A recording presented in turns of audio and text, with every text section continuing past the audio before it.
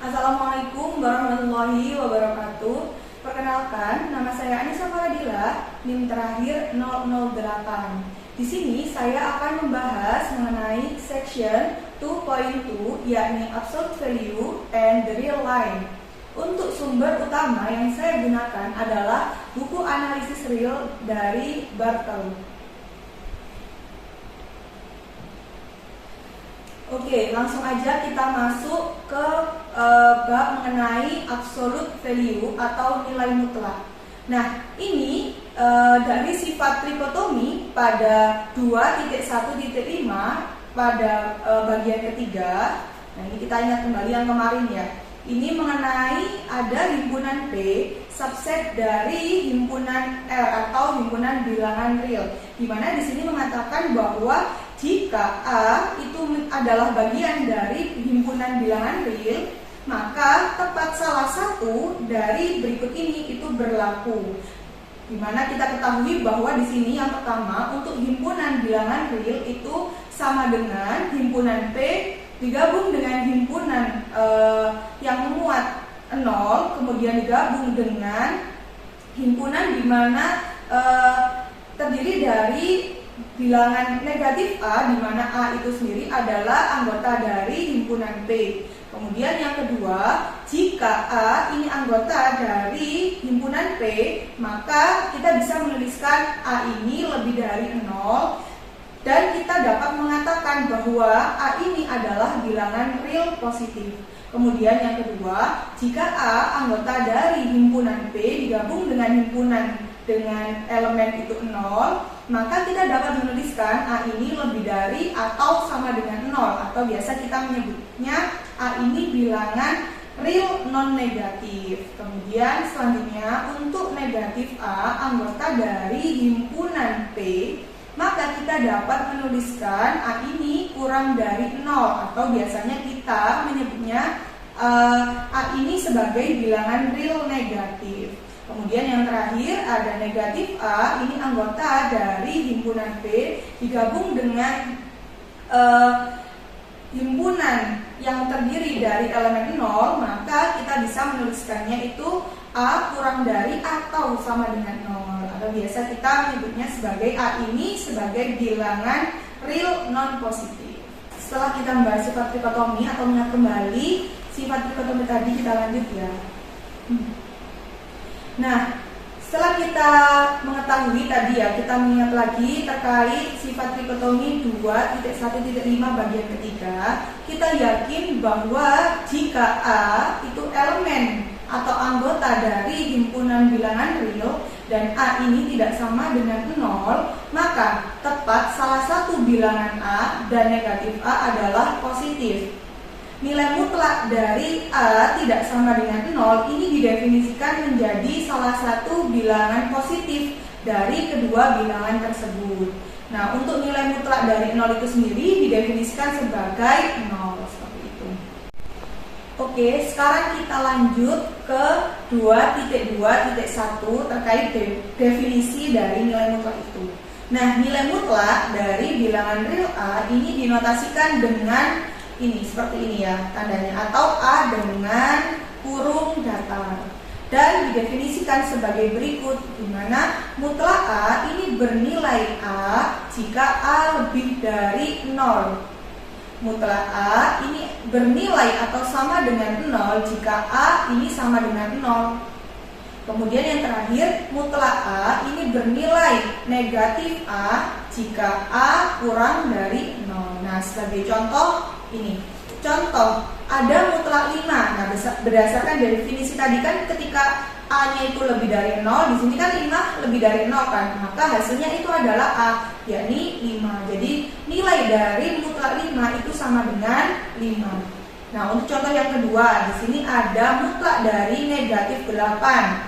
Berdasarkan definisi itu tadi, di mana A-nya itu kurang dari 0, itu hasilnya kan negatif A, maka negatif 8, sehingga hasilnya positif 8. Nilai dari mutlak negatif 8 adalah positif 8, seperti itu.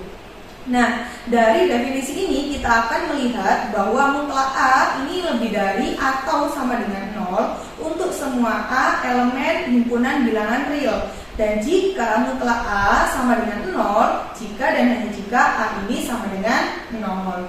Demikian juga mutlak negatif A ini sama dengan mutlak A.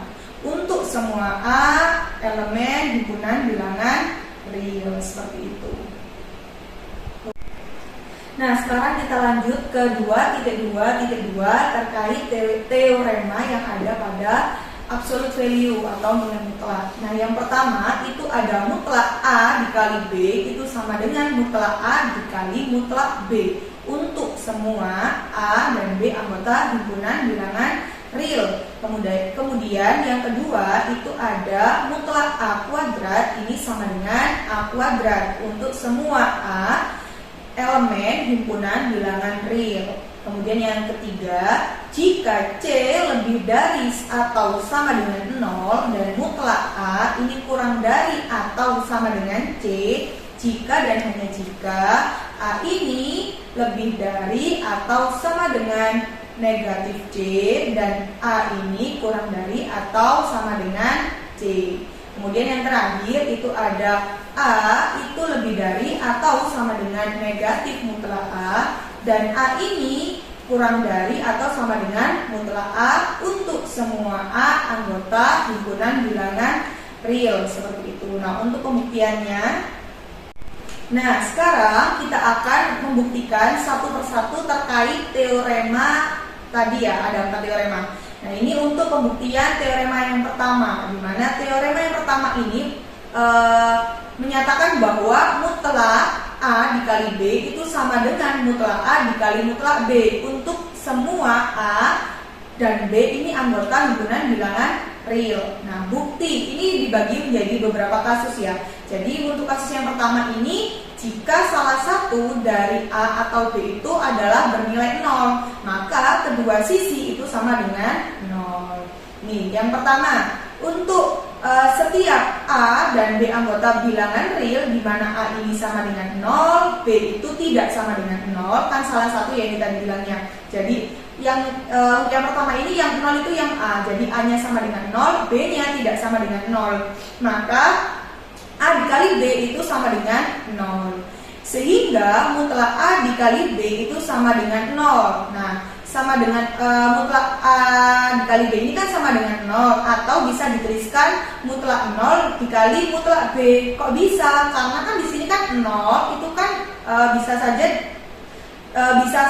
ditulis perkalian 0 dikali B karena hasilnya tetap 0. Nah, 0 di sini itu menjadi mutlak 0 dan B-nya itu menjadi mutlak B. Sehingga bisa dituliskan bahwa mutlak 0 ini sama dengan mutlak A. Kok bisa? Karena tadi kan sudah diketahui bahwa A-nya itu sama dengan 0. Sehingga mutlak 0 ini bisa ditulis sebagai mutlak A. Kemudian untuk mutlak B sama menjadi mutlak B, sehingga mutlak 0 dikali mutlak B itu sama dengan mutlak A dikali mutlak B. Nah, untuk yang kasus kedua itu untuk setiap A dan B anggota himpunan bilangan real di mana A ini tidak sama dengan 0, B-nya yang sama dengan 0. Tadi ya, yang awal kan A-nya sama dengan 0. Nah, yang kedua ini B-nya yang sama dengan 0, A-nya yang tidak sama dengan 0. Maka hasil perkalian A dikali B ini sama dengan 0, sehingga mutlak A dikali B ini kan tadi kan 0 hasilnya, sehingga hasilnya juga 0. Ini sesuai definisi tadi ya. Jadi ada mutlak 0 berarti hasilnya juga 0. Nah, hasilnya 0 ini itu bisa juga dituliskan sebagai mutlak A dikali 0. Karena kalau bisa dituliskan lagi di sini tuh 0 dikali A gitu. Nah, untuk 0 itu sendiri kan tadi sudah diketahui bahwa 0 itu miliknya B, sehingga bisa ditulis 0 ini sebagai mutlak 0 dan A sebagai mutlak A. Nah, ketika mutlak A ini tetap menjadi mutlak A dan 0 ini menjadi mutlak B atau sama dengan mutlak B. Karena apa? Tadi kan diketahui bahwa B-nya itu 0, sehingga mutlak B itu juga sama dengan mutlak 0. Itu untuk kasus yang pertama, yakni jika salah satu dari A atau B-nya itu sama dengan 0, seperti itu.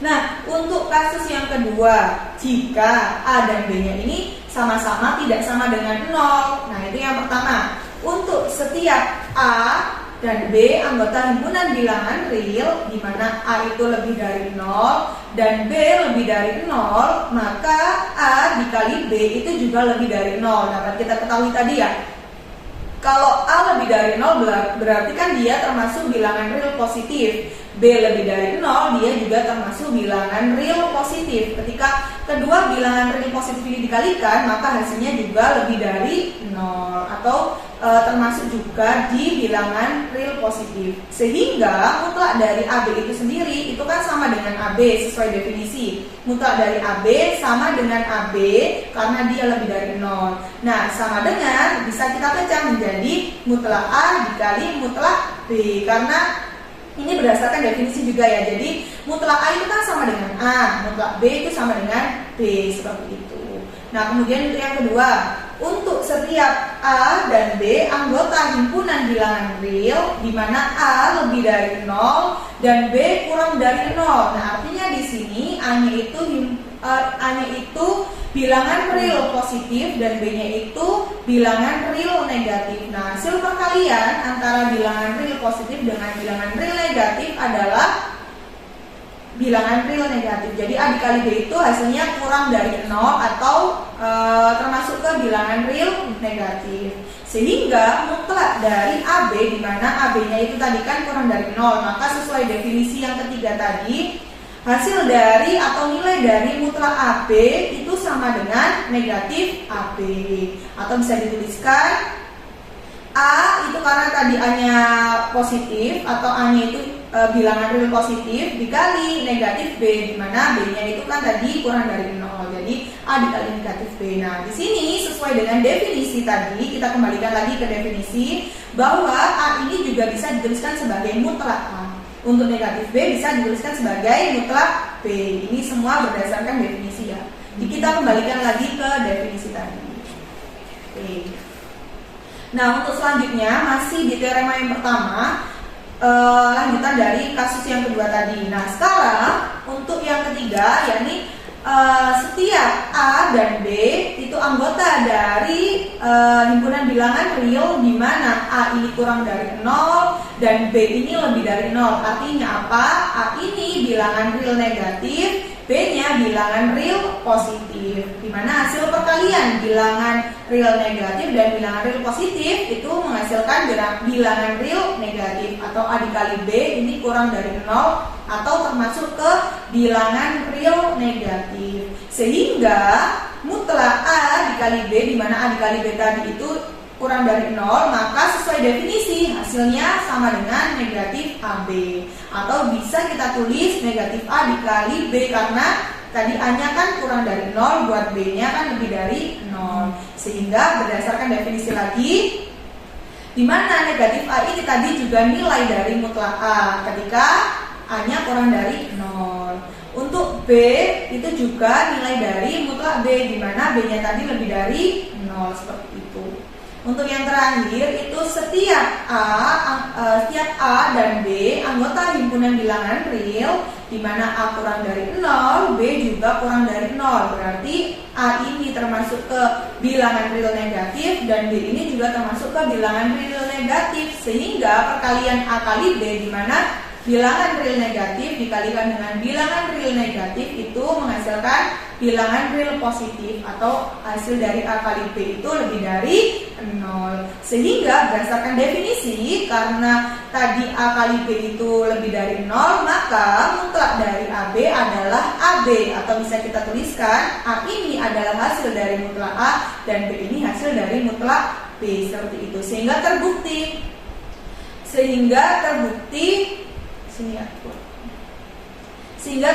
bahwa mutlak A dikali B itu sama dengan mutlak A dikali mutlak B untuk semua A dan B anggota dari himpunan bilangan real. Nah, seperti itu. Jadi terbukti. Oke, sekarang kita lanjut ke teorema yang kedua, yakni berbunyi mutlak A kuadrat. Nah, ini berbunyi mutlak A kuadrat sama dengan A kuadrat untuk semua A anggota atau elemen himpunan bilangan real. Nah, bukti setiap A anggota himpunan bilangan real karena A kuadrat itu kan lebih dari atau sama dengan 0, maka dapat dituliskan A kuadrat ini sama dengan mutlak A kuadrat sesuai definisi yang tadi ya. Jadi kalau lebih dari atau sama dengan 0, berarti dia kan A kuadrat bisa dituliskan sebagai mutlak A kuadrat. Nah, mutlak A kuadrat itu sendiri itu bisa ditulis sebagai mutlak A dikali mutlak A atau mutlak A perkalian berulang sebanyak 2 kali. Jadi mutlak A dikali mutlak A. Nah, untuk mutlak A dikali mutlak A ini itu juga bisa dituliskan atau sama dengan mutlak A kuadrat atau mutlak A pangkat 2 gitu. Sehingga mutlak A kuadrat itu sama dengan A kuadrat untuk semua A elemen himpunan bilangan real ini terbukti. Jadi teorema yang kedua terbukti. Lanjut untuk teorema yang ketiga dan keempat. Nah, untuk teorema yang ketiga ini berbunyi jika C lebih dari atau sama dengan 0 dan mutlak A ini kurang dari atau sama dengan C jika dan hanya jika A ini lebih dari atau sama dengan negatif C dan A ini kurang dari atau sama dengan C. Nah, untuk buktinya ini saya tulis di papan ya.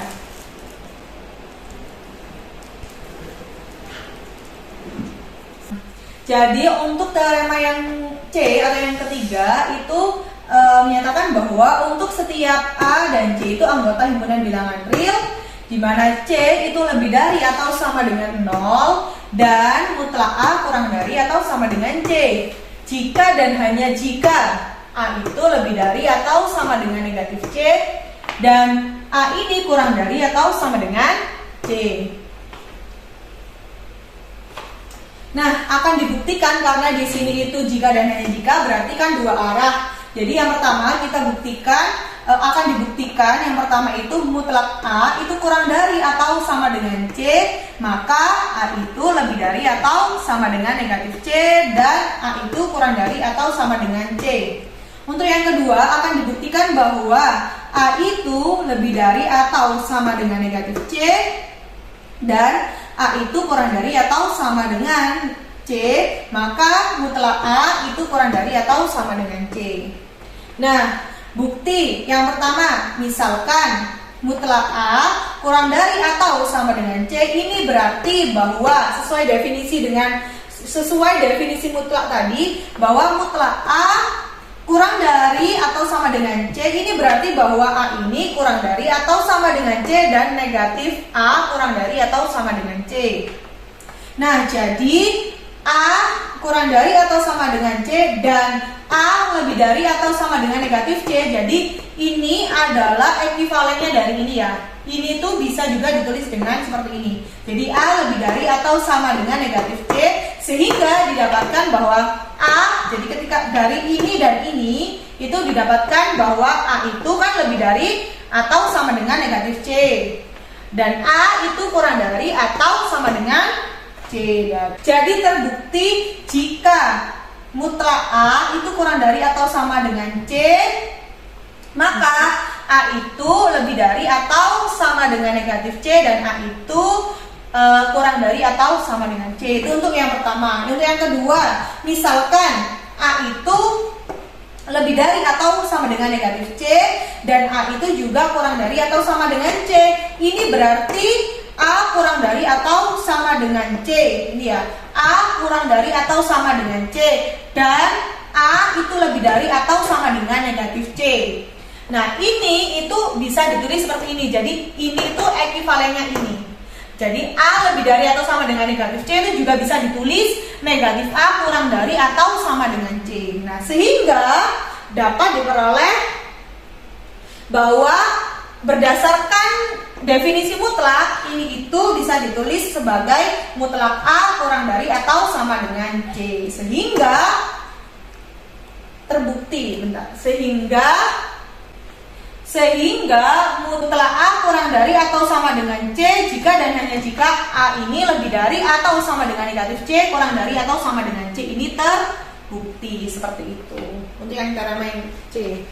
Nah, kemudian untuk yang teorema terakhir, yakni teorema yang ke D ini, itu berbunyi bahwa A ini lebih dari atau sama dengan negatif mutlak A kurang dari atau sama dengan mutlak A untuk semua A anggota atau elemen di himpunan bilangan real. Nah, untuk buktinya juga saya akan tulis di papan. Selanjutnya untuk teorema yang D, di mana A ini lebih dari atau sama dengan negatif mutlak A dan A ini kurang dari atau sama dengan mutlak A untuk semua A anggota himpunan bilangan real. Jadi sebenarnya untuk pembuktian yang D itu sama seperti yang pembuktian teorema C, hanya saja untuk C-nya tadi kan mutlak A kurang dari atau sama dengan C. Nah, di sini itu kita ganti dengan mutlak A untuk C-nya. Nah, dibuktikan bahwa jika mutlak A kurang dari atau sama dengan mutlak A, maka A kurang dari atau sama dengan mutlak A dan negatif A kurang dari atau sama dengan mutlak A. Nah, ini tuh berdasarkan definisi mutlak itu tadi. Nah, ketaksamaan yang terakhir, ketaksamaan yang ini itu ekivalen dengan ini. Jadi negatif A kurang dari atau sama dengan mutlak A itu ekivalen dengan mutlak A lebih dari atau sama dengan negatif A, seperti itu. Sehingga diperoleh A ini lebih dari atau sama dengan negatif mutlak A kurang dari atau sama dengan mutlak A, seperti itu. Sehingga terbukti ini. Sehingga untuk semua A di R di mana A itu lebih dari atau sama dengan negatif mutlak A kurang dari atau sama dengan mutlak A itu terbukti untuk A-nya itu setiap A itu di himpunan bilangan real, seperti itu. Oke, sekarang kita lanjut ke 2.2.3 terkait ketaksamaan segitiga. Nah, ini berbunyi jika A, B ini anggota himpunan bilangan real, maka mutlak dari A ditambah B kurang dari atau sama dengan mutlak A ditambah mutlak B. Ini anggota dari himpunan bilangan real. Nah, bukti. Nah, untuk buktinya ini kita akan menggunakan teorema 2.2. Di mana yang pertama ini kita akan menggunakan teorema 2.2 yang D, sedangkan nanti di akhirnya kita akan menggunakan teorema 2.2 yang C. Nah, untuk mengingat kembali tadi teorema 2.2 yang sudah kita buktikan ini. Nah, jadi ini adalah teorema 2.2 yang terdiri dari 4 pernyataan tadi ya. Di mana untuk yang pertama kita dalam membuktikan ketaksamaan segitiga itu menggunakan yang bagian D. Di mana bagian D ini itu mengatakan bahwa A itu lebih dari atau sama dengan negatif mutlak A dan A ini kurang dari atau sama dengan mutlak A untuk semua A anggota himpunan bilangan real. Nah, untuk buktinya ini berdasarkan teorema 2.2 yang bagian D itu tadi ya. Sehingga di sini kita mempunyai bahwa A lebih dari atau sama dengan negatif mutlak A dan A ini juga kurang dari atau sama dengan mutlak A. Begitu juga dengan B, di mana B ini lebih dari atau sama dengan negatif mutlak B dan juga B ini kurang dari atau sama dengan mutlak B. Dengan menjumlahkan kedua pertidaksamaan ini sehingga diperoleh di mana A ditambah B ini hasilnya lebih dari atau sama dengan negatif mutlak A ditambah mutlak B dan A ditambah B ini kurang dari atau sama dengan mutlak A ditambah mutlak B. Nah, oleh karena itu berdasarkan 2.2 bagian yang C ini diperoleh sebagai berikut. Nah, untuk ingatnya lagi buat 2.2 yang C itu seperti ini. Nah, jika C lebih dari atau sama dengan 0 dan mutlak A kurang dari atau sama dengan C, jika dan jika A ini lebih dari atau sama dengan negatif C dan A ini kurang dari atau sama dengan C, maka dari situ kita peroleh bahwa ini tadi diperoleh bahwa mutlak A ditambah B ini kurang dari atau sama dengan mutlak A ditambah mutlak B, sehingga teorema pada ketaksamaan segitiga berikut ini terbukti seperti itu. Sekarang kita lanjut ke 2.2.4 terkait teorema akibat. Nah, jika A dan B ini anggota himpunan bilangan real, maka yang pertama mutlak dari mutlak A dikurangi mutlak B ini kurang dari atau sama dengan mutlak A dikurangi B. Kemudian yang kedua, mutlak A dikurangi B ini kurang dari atau sama dengan mutlak A ditambah mutlak B. Nah, berikut untuk pembuktiannya. Oke, yang pertama dulu ya. Itu yang pertama tadi kan berbunyi jika A dan B anggota himpunan bilangan real, maka mutlak dari mutlak A dikurangi mutlak B kurang dari atau sama dengan mutlak A dikurangi B. Nah, di sini kita untuk pembuktiannya. Nah, selanjutnya ini untuk bukti dari pernyataan teorema akibat yang pertama. Dimana tadi kan dikatakan bahwa jika A dan B ini anggota himpunan bilangan real, maka mutlak dari mutlak A dikurangi mutlak B itu kurang dari atau sama dengan mutlak A dikurangi B. Nah, di sini untuk buktinya kita buktikan, kita bisa menuliskan bahwa A itu sama dengan A dikurangi B ditambah B. Nah, ini tuh untuk kurang B ditambah B-nya itu hanya digunakan sebagai manipulasi. Jadi ini kan saling mengenalkan gitu kan. Jadi A ini bisa ditulis A sama dengan A dikurangi B ditambah B. Dan kita juga gunakan ketaksamaan segitiga tadi sehingga dapat diperoleh ini. Jadi mutlak A di mana A-nya tadi ini ya. Jadi mutlak A sama dengan mutlak A dikurangi B ditambah B ini kurang dari atau sama dengan mutlak A dikurangi B ditambah mutlak B. Nah, karena di sini tadi ada mutlak B, maka di sini juga harus ditambahkan mutlak B agar kedua ruas sama. Nah, setelah ditambahkan tadi, sekarang kita mengurangi kedua ruas dengan mutlak B. Agar apa? Agar kita memperoleh ini. Sekarang kita kurangi kedua ruas dengan mutlak B itu agar kita memperoleh ini. Jadi mutlak A ini kan bisa ditulis mutlak A dikurangi dengan mutlak B ini kurang dari atau sama dengan mutlak A dikurangi B, seperti itu. Nah, sehingga sama seperti yang tadi. Jadi mutlak B di sini itu bisa dituliskan mutlak B itu sama dengan mutlak B dikurangi A ditambah A kurang dari atau sama dengan mutlak B dikurangi A ditambah dengan mutlak A. Karena di sini tadi kan ditambahkan tuh mutlak A-nya. Jadi di sebelah kanan, ruas kanan juga ditambahkan mutlak A. Nah, sekarang kita kurangi kedua ruas dengan mutlak A agar diperoleh ini. Jadi mutlak B dikurangi mutlak A kurang dari atau sama dengan mutlak B dikurangi A, seperti itu. Nah, dari kedua itu tadi kita bisa dapatkan bahwa kita dapatkan negatif mutlak A dikurangi B itu sama dengan negatif mutlak B dikurangi A, di mana kurang dari atau sama dengan mutlak A dikurangi mutlak B. Nah, bila kedua ketaksamaan ini kita kombinasikan dengan menggunakan teorema 2.2.2 yang C itu tadi, kita peroleh mutlak A dikurangi mutlak B kurang dari atau sama dengan mutlak A dikurangi B. Namun teorema 2.2.2 yang C itu kayak gini tadi.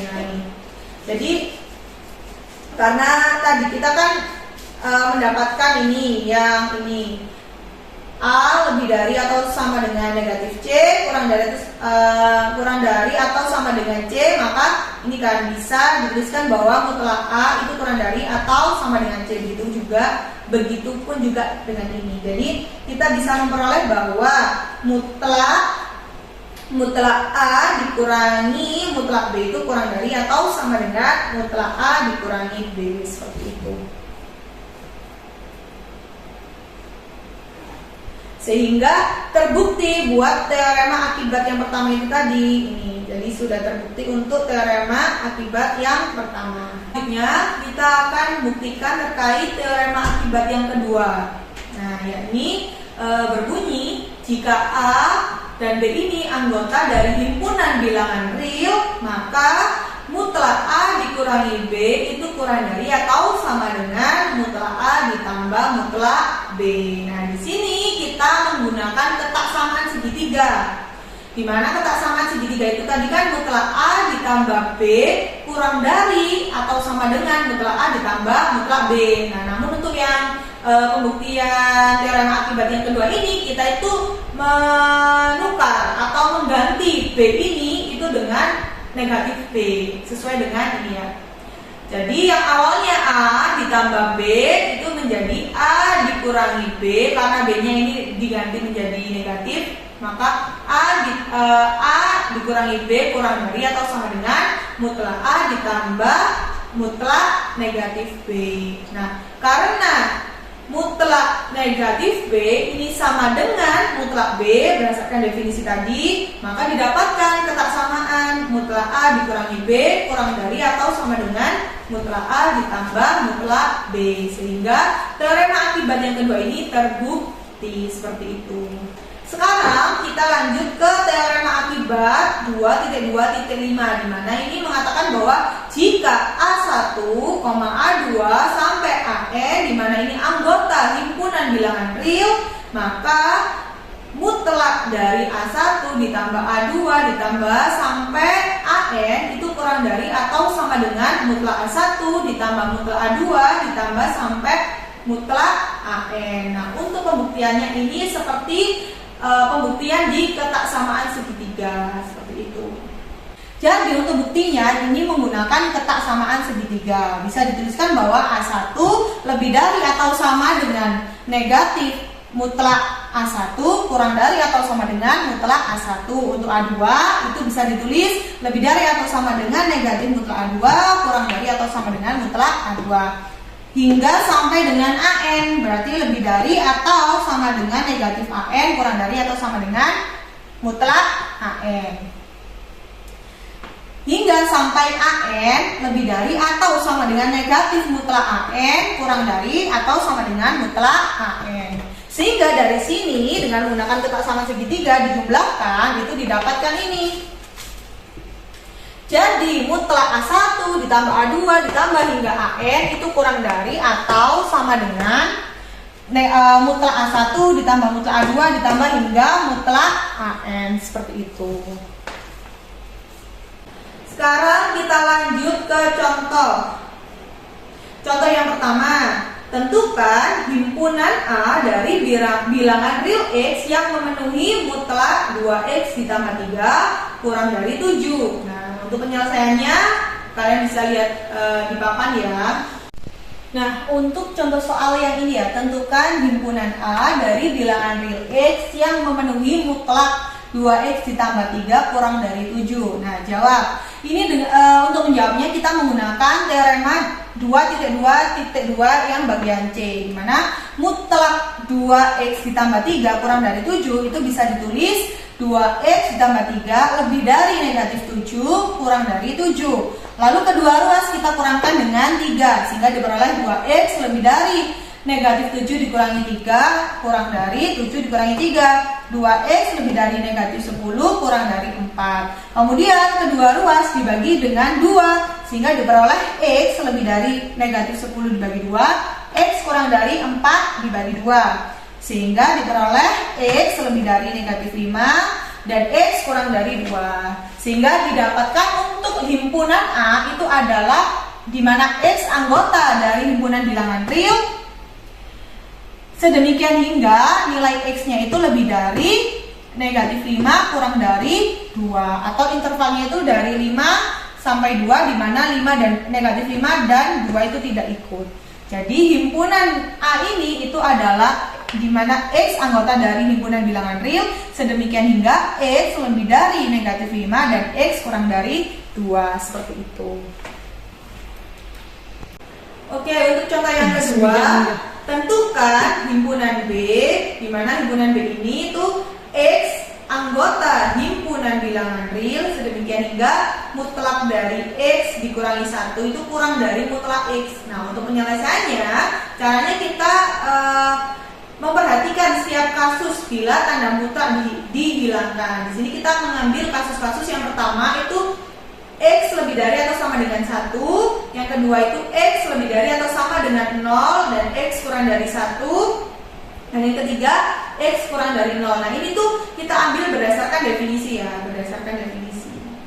Nah, ketiga kasus ini itu didapatkan dari menjabarkan kedua nilai mutlak ini pada definisi nilai mutlak, seperti itu.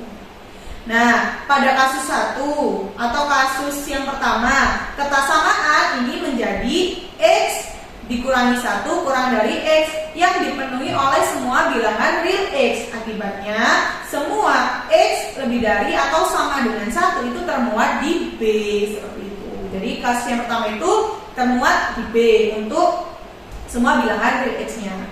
Kemudian untuk yang kedua, pada kasus yang kedua, kesamaan ini menjadi negatif X dikurangi 1 kurang dari X yang menghasilkan pembahasan lebih lanjut yaitu X lebih dari 1/2. Jadi kita operasikan biasa sehingga ditemukan X lebih dari 1/2. Jadi kasus 2, pada kasus 2 ini menyajikan semua bilangan X di mana X-nya itu lebih dari 1/2 dan kurang dari 1. Ini termuat di B gitu. Jadi kasus 1 dan kasus 2 ini termuat di B buat bilangan real X-nya. Kasus yang ketiga, ini ketaksamaan menjadi negatif X min 1 kurang dari min X, di mana ini ekuivalen dengan 1 kurang dari 0. Nah, karena 1 kurang dari 0 ini kan selalu bernilai salah, maka tidak ada X yang memenuhi ketaksamaan pada kasus yang ketiga. Sehingga buat himpunan B-nya itu diperoleh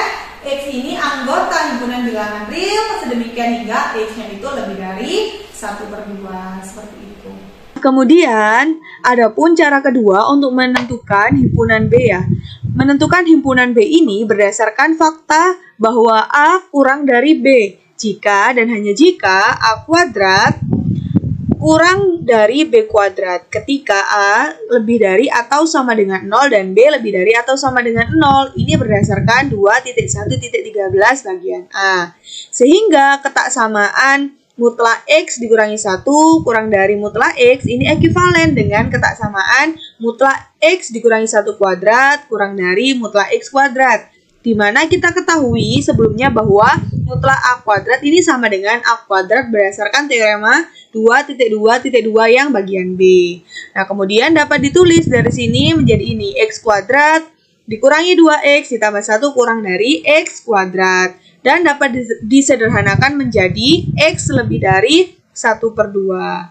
Sehingga dapat diperoleh B itu sama dengan X, di mana X ini elemen dari himpunan bilangan real sedemikian hingga X lebih dari 1/2, seperti itu. Berikut adalah tampilan grafik dari ketaksamaan atau ketidaksamaan ini diperoleh dengan membuat sketsa grafik Y sama dengan mutlak X dan Y sama dengan mutlak X kurang 1 atau X dikurangi 1. Dan interpretasi ketaksamaan mutlak X dikurangi 1 ini kurang dari X sebagai grafik Y sama dengan mutlak X dikurangi 1 ini terletak di bawah grafik Y sama dengan mutlak X. Jadi yang atas itu adalah grafik dari Y sama dengan mutlak X, sedangkan di bawahnya itu ada grafik Y sama dengan mutlak X min 1. Nah, tadi kan diketahui bahwa B-nya itu kan diperoleh X-nya lebih dari setengah. Jadi di sini buat himpunan penyelesaiannya jadi ini. Nah, jadi X lebih dari setengah, seperti itu. Selanjutnya ini adalah contoh yang ketiga, yaitu selesaikan ketaksamaan mutlak dari 2X dikurangi 1 kurang dari atau sama dengan X plus 1. Nah, untuk penyelesaiannya kalian bisa lihat di papan ya setelah ini. Nah, kemudian untuk contoh yang ketiga, yakni selesaikan ketaksamaan dari mutlak 2x dikurangi 1 kurang dari atau sama dengan x plus 1. Nah, untuk menjawabnya kita menggunakan dua kasus, di mana kasus yang pertama, jika x kurang dari atau sama dengan 1/2, maka mutlak dari 2x dikurangi 1 itu kan sama dengan negatif 2x plus 1. Itu menggunakan definisi mutlak tadi, di mana x-nya ini kurang dari atau sama dengan 1/2. Nah, ketaksamaannya itu menjadi ini, negatif 2 ditambah 1 kurang dari atau sama dengan x plus 1.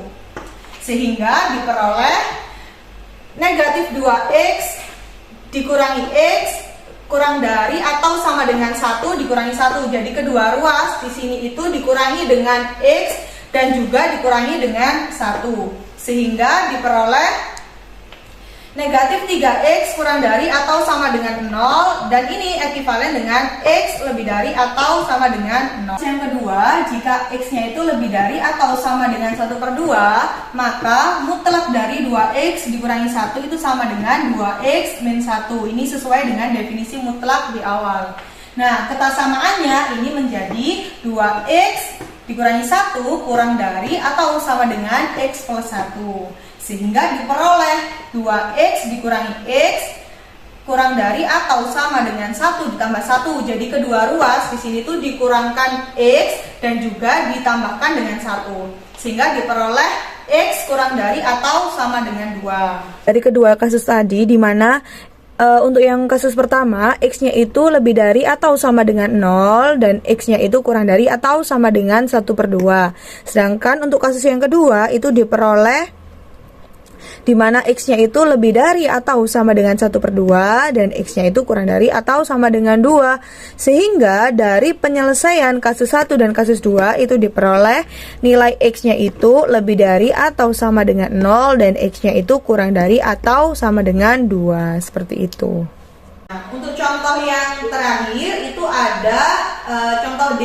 Misalkan f fungsi yang didefinisikan dengan fx, di mana 2x kuadrat ditambah 3x plus 1 dibagi dengan 2x dikurangi 1 untuk x-nya itu lebih dari atau sama dengan 2 dan kurang dari atau sama dengan 3. Jadi x-nya ini diantara 2 dan 3. Nah, tentukan sebuah konstanta m sedemikian hingga mutlak dari fx ini kurang dari atau sama dengan m. Jadi m ini sebuah konstanta. Untuk semua x yang memenuhi x lebih dari atau sama dengan 2 dan x itu kurang dari atau sama dengan 3. Nah, selanjutnya ini adalah penyelesaian dari contoh yang D. Kita perhatikan secara terpisah pembilang dan penyebutnya dari fungsi ini. Dari ketaksamaan segitiga kita peroleh berdasarkan 2.2.4 yang B, itu kita dapat menuliskan bahwa mutlak 2x kuadrat ditambah 3x ditambah 1 kurang dari atau sama dengan 2 mutlak x kuadrat ditambah 3 mutlak x ditambah 1. Nah, buat x-nya kita bisa substitusikan tadi sesuai intervalnya. Kita misalkan ambil 3, itu kalian sebenarnya bebas mau ambil berapa, tapi di sini saya mau mencontohkan itu ambil yang batas yang paling pojok-pojok, yaitu buat yang ini, yang bagian pembilang, saya mensubstitusikan nilai 3. Jadi 2 dikali 3 kuadrat ditambah 3 dikali 3, dimana sesuai definisi tadi ya, bahwa mutlak x kuadrat itu kan sama seperti x kuadrat. Jadi 2 dikali 3 kuadrat ditambah 3 dikali 3, dimana mutlak x itu tadi kan x. Jadi ketemunya di sini 3 dikali 3 ditambah 1 sehingga didapatkan 28. Nah, karena mutlak x ini kurang dari atau sama dengan 3 untuk semua x yang kita bicarakan. Nah, ini juga berdasarkan teorema tadi, yaitu 2.2.4 yang A. Nah, juga ini lanjutannya ya. Jadi juga berdasarkan teorema akibat 2.2.4 yang A, itu kan berbicara begini. Jadi mutlak 2x ditambah 1 lebih dari atau sama dengan 2 dikali mutlak x dikurangi 1. Nah, sehingga didapatkan dengan mensubstitusikan nilai x-nya itu 2, sehingga diperoleh 2 dikali 2 dikurangi 1 itu sama dengan 3. Nah, karena mutlak x itu lebih dari sama dengan atau sama dengan 2 untuk semua x yang kita bicarakan. Karena itu, untuk x lebih dari atau sama dengan 2 dan x kurang dari atau sama dengan 3, jadi x-nya terletak di interval 2 dan 3, kita memperoleh bahwa mutlak dari fx ini kurang dari atau sama dengan 28/3. Dari sini kita dapat menetapkan konstanta m itu, yaitu 28/3, seperti itu. Nah, perhatikan bahwa kita telah menemukan satu konstanta lain. Jelas bahwa setiap bilangan h itu pasti kurang dari 28/3. Itu juga akan memenuhi mutlak fx kurang dari atau sama dengan h.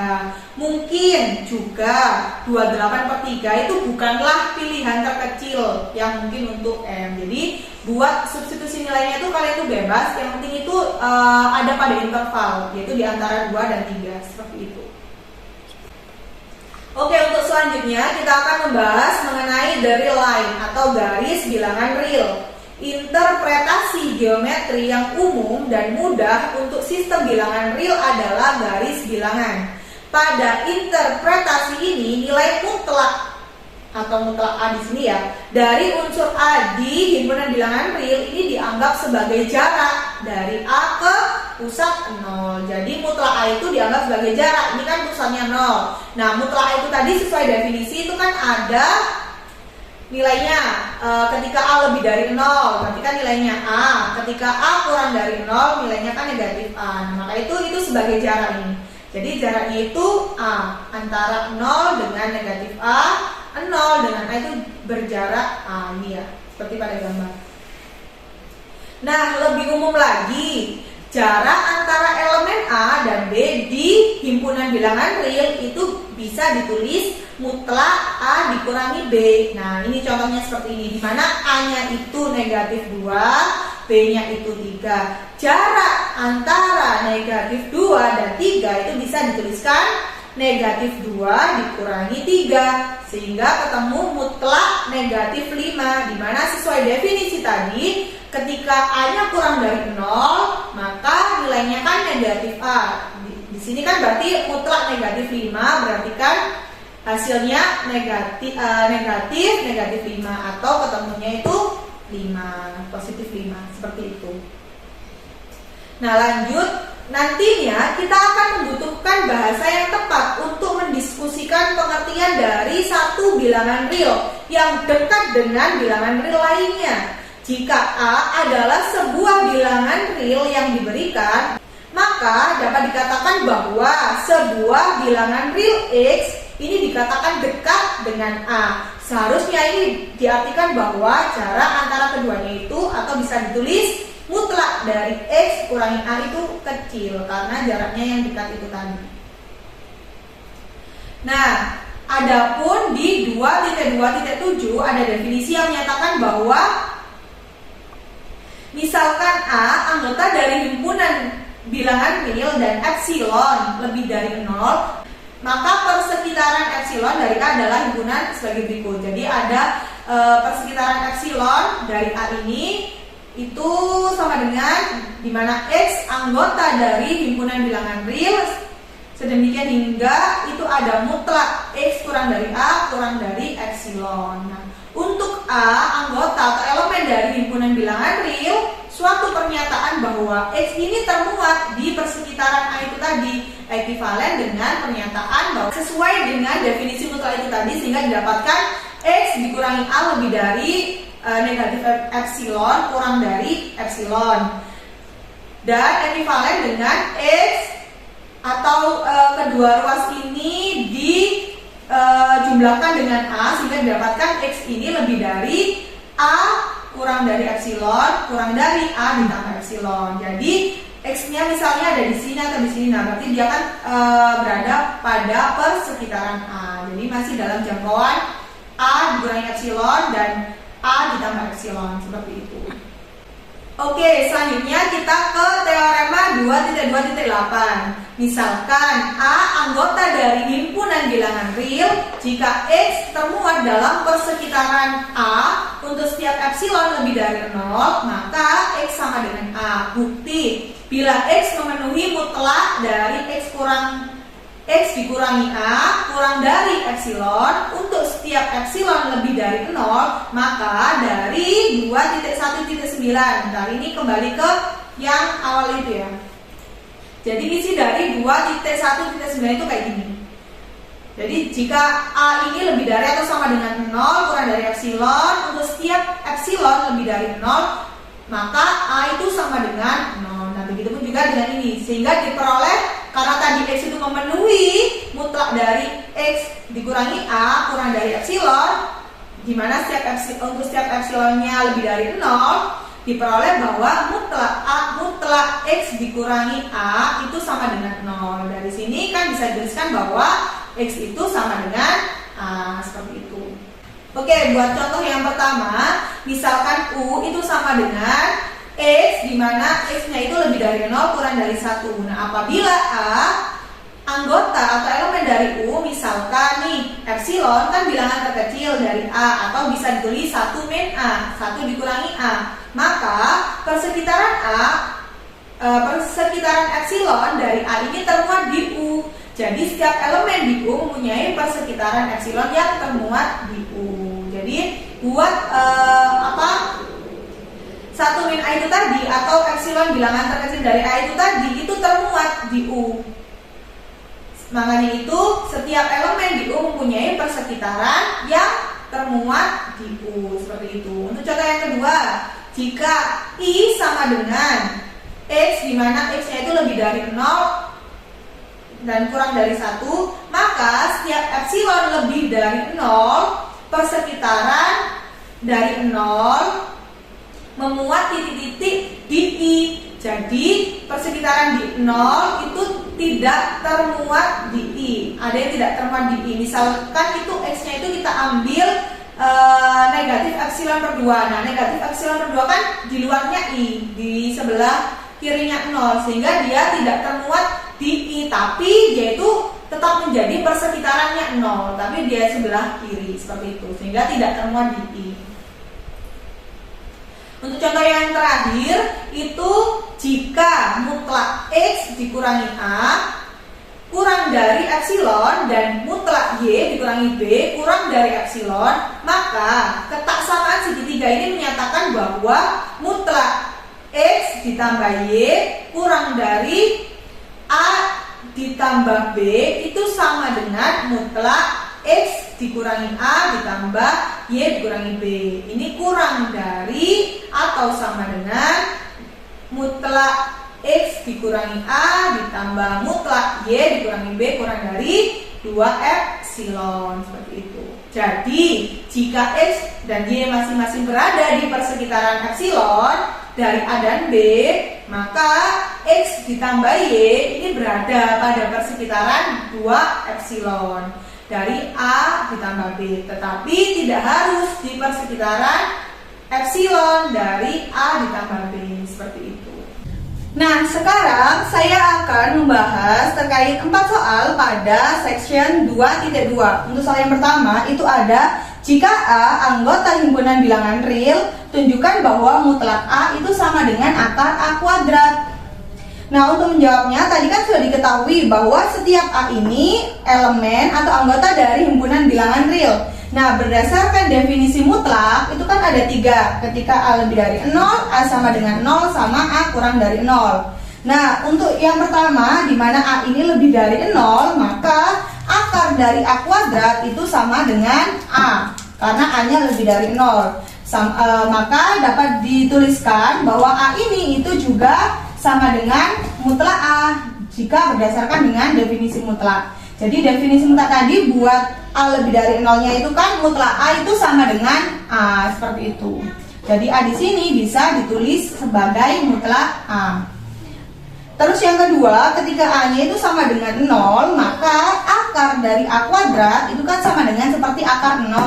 Nah, akar 0 ini bisa ditulis 0 karena tadi A-nya itu sama dengan 0. Nah, di mana 0 ini itu juga ada pada definisi mutlak ketika A-nya sama dengan 0, sehingga bisa ditulis 0 ini sama dengan mutlak A, seperti itu. Kemudian yang terakhir, ketika A-nya kurang dari 0, maka akar dari A kuadrat itu sama dengan negatif A, di mana A-nya tadi kan kurang dari 0. Sehingga berdasarkan definisi mutlak, negatif A ini bisa ditulis sebagai atau sama dengan mutlak A.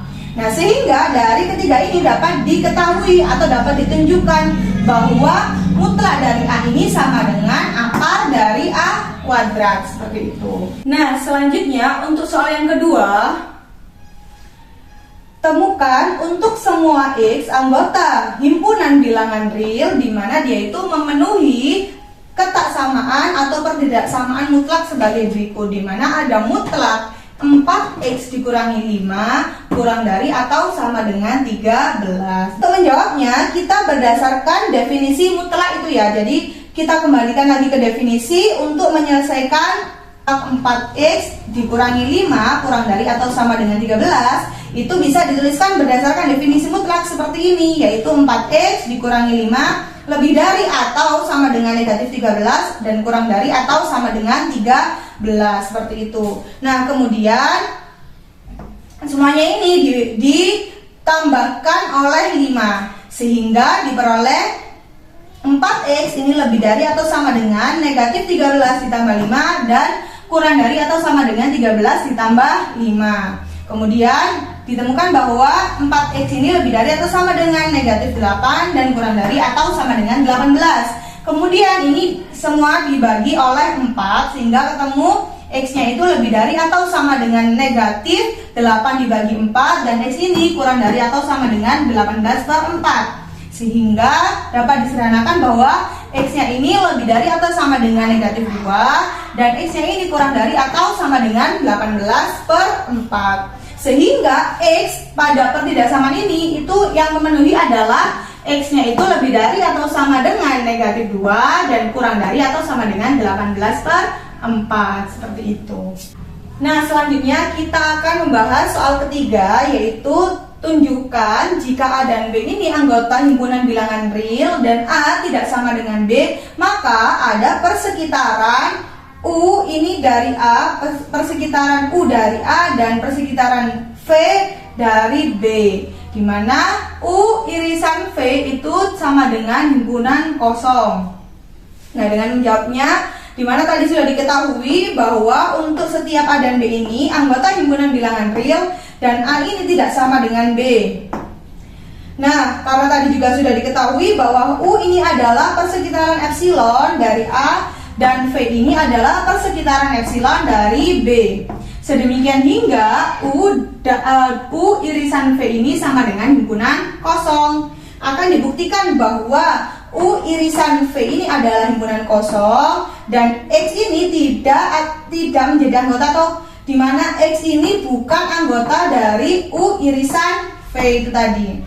Nah, untuk pembuktiannya kita menggunakan kontradiksi. Kita asumsikan bahwa X ini elemen atau anggota dari U irisan V. Nah, artinya berarti X-nya ini ada di U atau X-nya ini menjadi anggota U dan X-nya ini menjadi anggota V. Nah, selanjutnya karena X itu anggota dari U, maka mutlak dari X dikurangi A kurang dari epsilon. Begitu juga X, karena X ini anggota dari atau elemen dari V, maka mutlak dari X dikurangi B ini kurang dari epsilon. Nah, ini berdasarkan definisi garis bilangan real. Nah, kemudian kita pilih epsilonnya itu sama dengan mutlak A dikurangi B dibagi 2, atau 2 epsilon itu sama dengan mutlak A dikurangi B.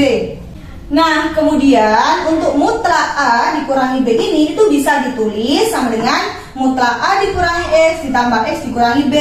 Nah, dengan kita menggunakan ketaksamaan segitiga sehingga bisa dituliskan bahwa mutlak A dikurangi B kurang dari atau sama dengan mutlak A dikurangi X ditambah mutlak X dikurangi B. Kemudian mutlak A dikurangi B ini kurang dari atau sama dengan, ini ekuivalen ya, jadi bisa ditulis X dikurangi A ditambah X dikurangi B. Nah, Selanjutnya kita menggunakan definisi garis bilangan real, di mana mutlak A dikurangi B ini kurang dari epsilon ditambah dengan epsilon. Karena ini sudah diketahui tadi ya. Nah, sehingga didapatkan bahwa mutlak A dikurangi B itu kurang dari 2 epsilon. Nah, hal ini kontradiksi dengan asumsi, di mana asumsinya sehingga salah. Sehingga terbukti bahwa U irisan dengan V itu sama dengan himpunan kosong, seperti itu. Nah, selanjutnya untuk soal keempat, yaitu tunjukkan bahwa jika A dan B ini anggota himpunan bilangan real, maka maksimal dari A, B ini adalah 1/2 dalam kurung A ditambah B ditambah mutlak A dikurangi B, tutup kurung. Nah, dimana untuk minimumnya itu, minimum dari A, B ini adalah 1/2 dalam kurung A ditambah B dikurangi mutlak A dikurangi B. Nah, untuk menjawabnya kita seperti ini. Jika A lebih dari atau sama dengan B, maka A dikurangi B kan lebih dari sama dengan 0. Dengan menggunakan definisi mutlak, yaitu di mana ada mutlak A dikurangi B, maka bernilai atau sama dengan A dikurangi B. Nah, kemudian dari ini pernyataan yang pertama, di mana setengah dalam kurung A ditambah B ditambah mutlak A dikurangi B. Nah, karena tadi kita sudah mengetahui bahwa mutlak A dikurangi B ini sama dengan atau bernilai A min B, maka di sini bisa kita tulis yaitu 1/2 dikalikan dalam kurung A ditambah B ditambah A dikurangi B. Nah, untuk B-nya di sini bisa saling menghilangkan sehingga ekuivalen dengan 1/2 dikali A ditambah A, di mana A ditambah A ini bisa menjadi 2A, sehingga ekuivalen dengan 1/2 dikali 2A, sehingga menghasilkan A. Nah, di mana A di sini kan sebagai maksimumnya, seperti itu. Kemudian untuk yang kedua,